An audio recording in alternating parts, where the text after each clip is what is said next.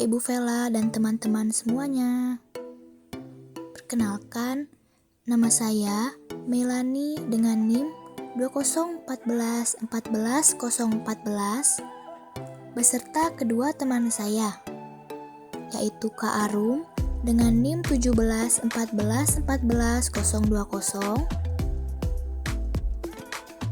dan Kamila dengan NIM 2014 Kami akan mengajak teman-teman semua untuk jalan-jalan ke negeri Cina. Tentunya sambil belajar dong. Kita akan belajar mengenai suatu teorema yang namanya unik nih. Namanya teorema sisa Cina. Apa ya teorema sisa Cina itu? Saya akan menjelaskan secara singkat sejarah mengenai teorema sisa Cina. Pada tahun 1809, seorang matematikawan bernama Carl Friedrich Gauss yang saat itu sedang menganalisis batu yang disebut palas, menemukan kembali metode yang digunakan orang Tiongkok sejak dahulu yang sekarang disebut sebagai teorema sisa Cina atau TSC. Jauh sebelum itu, sekitar abad ke-6, TSC telah digunakan dalam astronomi Cina kuno untuk mengukur pergerakan planet. Menurut catatan sejarah, masalah pertama terkait TSC tertulis pada buku karya Jenderal Sun Tzu 544-496 sebelum Masehi atau juga dikenal sebagai Master Sun. Dalam bukunya yang berjudul Sun Tzu Xuan Cina, ia menuliskan persoalan sebagai berikut. Ada barang yang jumlahnya tidak diketahui. Jika kita membaginya dengan 3, maka tersisa 2. Jika kita membaginya dengan 5, maka tersisa 3. Jika kita membaginya dengan 7, maka tersisa 2. Berapa jumlah barang itu? Sayangnya di buku tersebut hanya tertulis soal seperti itu tanpa solusi, sehingga menimbulkan ketertarikan untuk menyelesaikannya. Lalu sekitar abad ke-6, suatu algoritma untuk menyelesaikan permasalahan Sun Tzu pun ditemukan. Algoritma tersebut melibatkan konsep kongruensi modulo dan sekarang kita kenal sebagai teorema sisa Cina atau Chinese Remainder Theorem. Disebut Cina karena permasalahan pertama terkait teorema tersebut ditemukan di negara Cina. Selanjutnya, apa sih definisi sistem kongruensi linear? Sistem kongruensi linear adalah kumpulan kongruensi linear yang saling berkaitan. Bentuk umumnya, X kongruen A1 modulo M1, X kongruen A2 modulo M2, X kongruen A3 modulo M3, seterusnya sampai X kongruen AN modulo MN.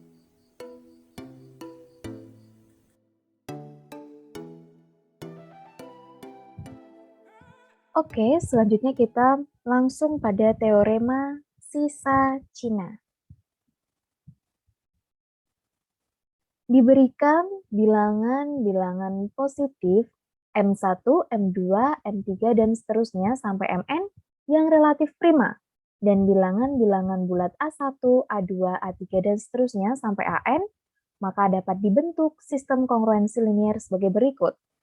X kongruen A1 modulo M1, X kongruen A2 modulo M2, dan X kongruen A3 modulo M3 sampai dengan X kongruen AN modulo MN. Nah, dari sistem kongruensi linear yang dibentuk, maka akan diperoleh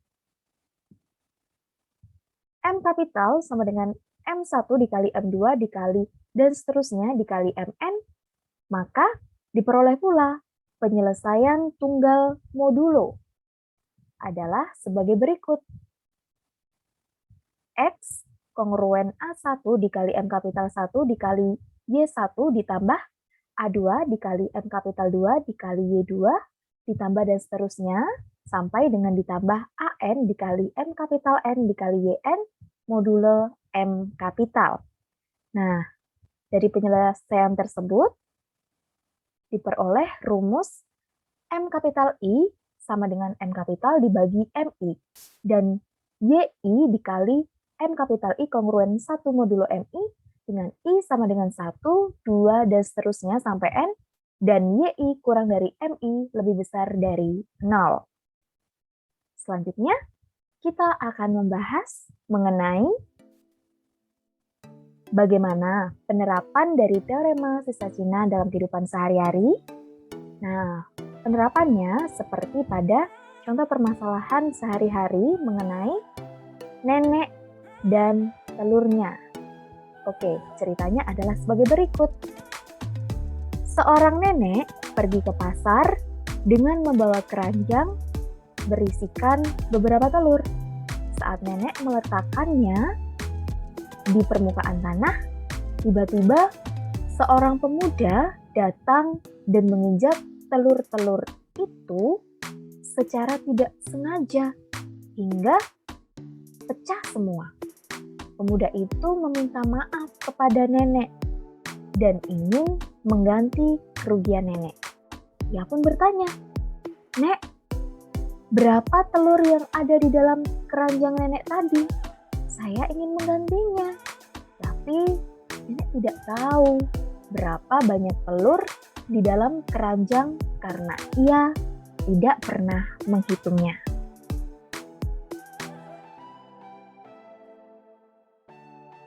Beruntung saat di rumah, nenek sempat menyusun telur-telur itu dalam rak telur.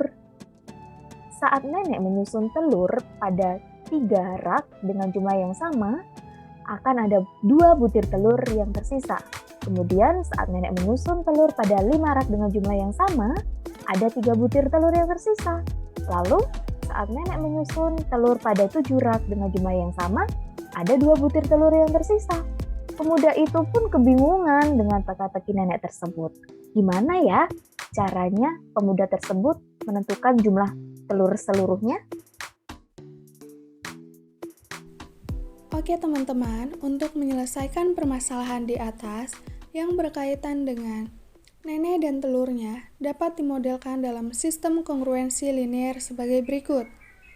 X kongruen dengan 2 modulo 3, X kongruen dengan 3 modulo 5, X kongruen dengan 2 modulo 7. Maka kita dapat ketahui bahwa A1 sama dengan 2, A2 sama dengan 3, A3 sama dengan 2, M1 sama dengan 3, M2 sama dengan 5, M3 sama dengan 7. A1, A2, dan A3 itu diperoleh dari nilai X kongruen dengan berapa. M1, M2, dan M3 itu diperoleh dari nilai modulonya. Selanjutnya, untuk mengetahui langkah lebih lanjut, kita harus tahu terlebih dahulu apakah M1, M2, dan M3 akan saling prima. Maksudnya saling prima di sini adalah EPB dari A dan B harus sama dengan 1. Mencari EPB bisa dengan menggunakan algoritma pembagian. Yang kita ketahui bahwa rumus dari algoritma pembagian adalah B sama dengan QA ditambah R. Di sini kita akan mencari EPB dari 3 dan 5. Dengan menggunakan algoritma pembagian, maka diperoleh bahwa 5 sama dengan 1 dikali 3 ditambah 2, 3 sama dengan 1 dikali 2 ditambah 1, 2 sama dengan 2 dikali 1 ditambah 0, maka diperoleh EPB dari 3 dan 5 adalah 1. Selanjutnya, untuk mencari EPB dari 3 dan 7 sama dengan 1, 5 dan 7 sama dengan 1, menggunakan cara yang sama, yaitu dengan menggunakan algoritma pembagian. Maka, jelas bahwa M1, M2, dan M3 akan saling prima. Selanjutnya, kita akan mencari KPK dari modulonya. KPK dilambangkan dengan M kapital, yang dengan rumus M1 dikali M2 dikali M3, maka diperoleh 105. Selanjutnya kita akan mencari M1 dengan rumus M kapital dibagi M1. 105 dibagi 3 sama dengan 35. M2 sama dengan M kapital dibagi M2 sama dengan 105 dibagi 5 sama dengan 21. M3 sama dengan M kapital dibagi M3. 105 dibagi 7 sama dengan 15. Diperoleh Y2 sama dengan 1. Karena sudah memenuhi syarat Y2 lebih dari 0 kurang dari M1, maka Y2-nya adalah 1. Selanjutnya, kita akan mencari nilai Y3 dengan menggunakan rumus Y3 dikali M kapital 3 kongruen dengan 1 modulo 3, Y3 dikali 15 kongruen dengan 1 modulo 7. Dengan menggunakan algoritma pembagian, maka diperoleh bahwa 15 sama dengan 2 dikali 7 ditambah 1, 7 sama dengan 7 dikali 1 ditambah 0, maka EPB dari 15 dan 7 adalah 1. Selanjutnya, kita manipulasi algoritma yang pertama, maka diperoleh 1 sama dengan 15 ditambah negatif 2 dikali 7. Dengan menggunakan manipulasi algoritma yang pertama, maka 1 sama dengan 15 ditambah negatif 2 dikali 7. 1 sama dengan 15 ditambah negatif 2 dikali 7 dikali 1 ditambah 0. 1 sama dengan 1 dikali 15 ditambah negatif 2 dikali 7. Diperoleh Y3 sama dengan 1 karena sudah memenuhi syarat Y3 lebih dari 0 kurang dari M3, maka Y3-nya adalah 1. Kita sudah menemukan nilai dari Y1, Y2, dan Y3. Maka penyelesaian dari kongruensi linier di atas adalah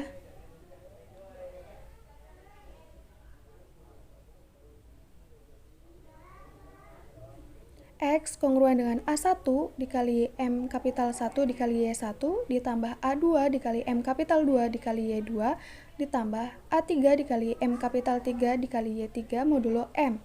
X kongruen dengan 2 dikali 35 dikali 2 ditambah 3 dikali 21 dikali 1 ditambah 2 dikali 15 dikali 1 modulo 105.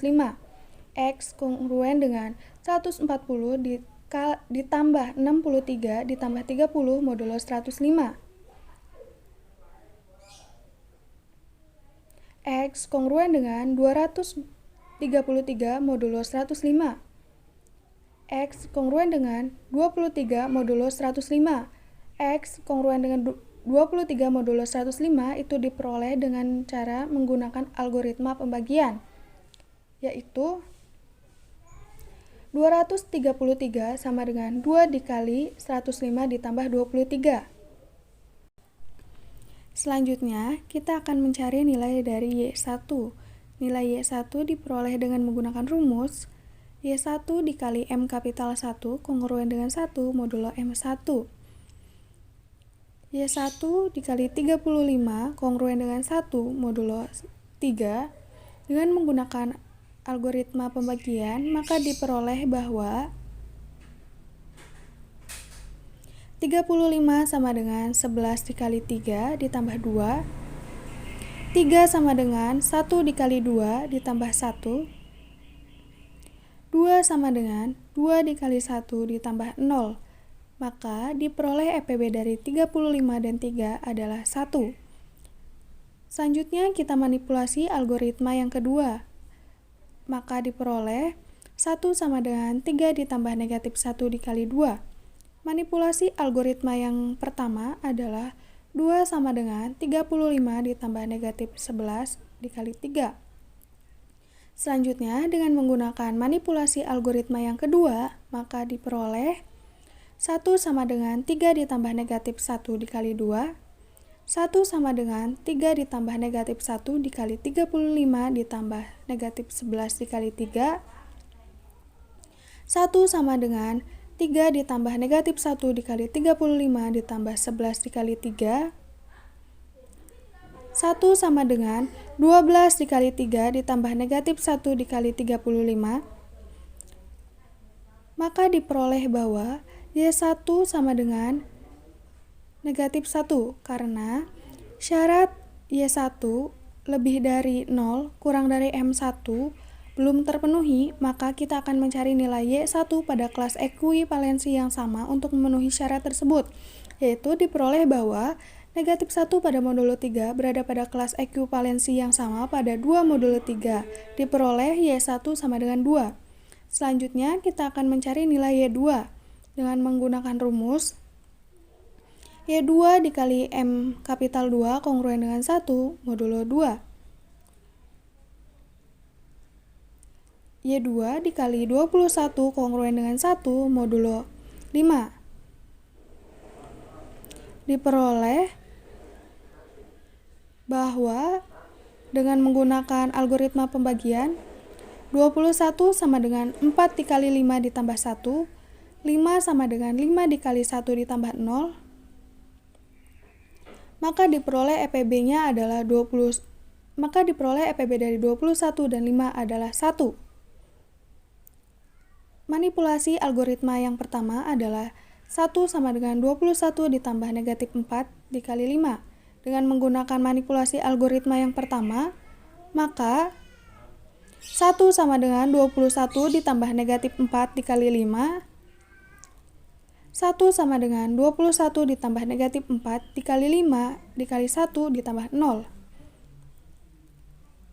1 sama dengan 1 dikali 21 ditambah negatif 4 dikali 5.